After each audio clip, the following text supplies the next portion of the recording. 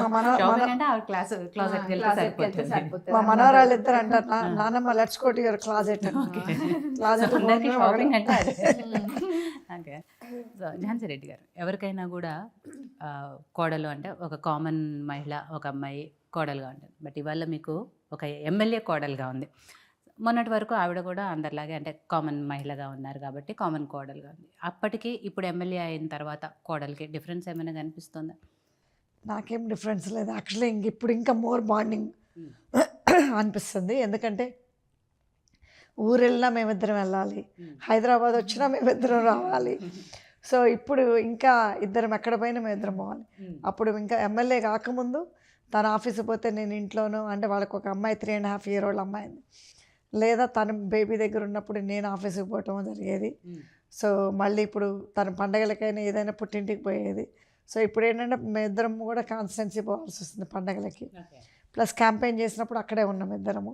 So గెలిచిన తర్వాత, గెలిచి కంటే ముందు అక్కడే ఉన్నాము. ఎందుకంటే ఇప్పుడు తను కొన్ని ప్రోటోకాల్ ప్రకారం తను పోవాల్సి వస్తుంది మీటింగ్స్కి. సో ప్రజలు అంటే ఇప్పుడు స్వచ్ఛంగ సేవతోటి నేను పోతాను. సో ప్లస్ ఇప్పుడు మేమిద్దరం కలిసి ఒకే సీట్ని ఇద్దరం షేర్ చేస్తున్నాం. అయ్యో, దాన్ని అందరూ ఏదో ఇదిగా కొంతమంది అంటున్నారు, ఏంది ఇద్దరు ఎమ్మెల్యేలు అట్లా అంటే ఒకటే చెప్పిన, ఇప్పుడు పెద్దల సలహా తీసుకోవడంలో తప్పులేదు. ఎవరైనా అంతే కదండి, కొత్తగా ఉన్నప్పుడు పెద్దల సలహా తీసుకుంటారు, గైడ్ చేస్తారు ఏమైనా ఉంటే, అందులో తప్పేముంది. స్వచ్ఛందంగా సేవలు చేస్తారు, నేను గవర్నమెంట్ తరపున సేవలు చేస్తా, యాడ్ అవుతుంది. అది ఇంకా మంచిదే కదా, మంచిగా తీసుకోవాలి అని ఇంకోటి పని చేస్తున్నారు. ఓకే, ఇద్దరు పని చేస్తే ఇంకెక్కువ అవుట్పుట్ వస్తుంది కాబట్టి అది కూడా బెటరే కదా యాక్చువల్లీ. అంటే ఇంకోటి ఏంటంటే ఫస్ట్ నేనే అనుకున్న వల్ల నేను ఎక్కువ క్యాంపెయిన్ చేశాను. 6 months. తను 29 days. నేను అంతే ఒక 1 month. ఓకే.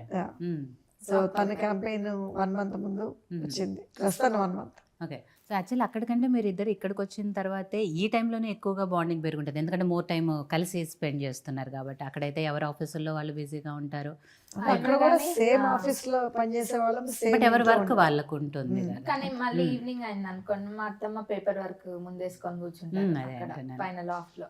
అప్పుడు అందరం అక్కడ, నేను, పాప, మా హస్బెండ్ అందరం మా ఏరియాలో ఉంటాం. మా మామయ్య తప్ప మిగతా వాళ్ళం అక్కడ ఉంటాం. మా మామయ్య మార్నింగ్ వెళ్ళి ఈవినింగ్ 6-7కి వస్తారు. ఇప్పటికీ కూడా చాలా అవర్స్ వర్క్ చేస్తారు. వచ్చి అప్పటికి బాగా అలసిపోయి ఉంటారు కాబట్టి డిన్నర్ చేసి కొంచెము వేరే ఏమైనా పనులు ఉంటే చూసుకొని రెస్ట్ తీసుకుంటారు. మేము 4 అక్కడ చేరేటోళ్ళం. మా పాపకి అక్కడ కూర్చోడం